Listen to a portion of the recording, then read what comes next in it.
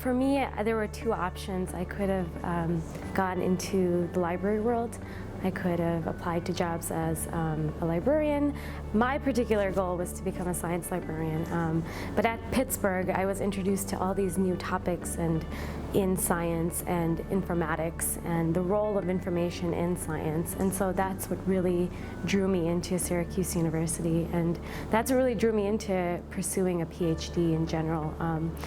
Are these big questions in science about how we store information, how we manage it, and how we steward it for the long term for reuse in science. I was introduced to Syracuse University as a strong research program, and so in my last few semesters at Pittsburgh, I actually emailed Dr. Ping Zhang, who was then the program director here, and so I got some really good information from her about what it means to pursue a PhD here at Syracuse, and that's what sort of hooked me in.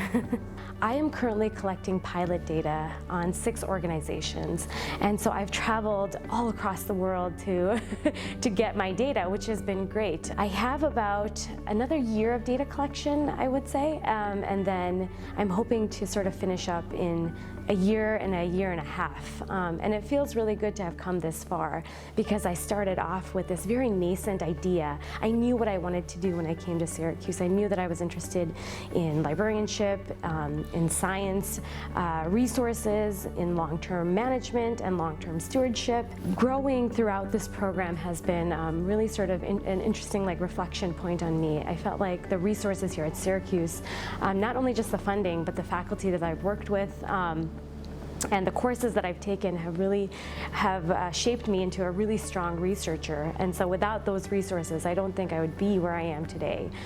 So I'm really grateful in that regard to have great funding sources, great colleagues, and great professors who have sort of been shaping the ways I think about how we do information science research.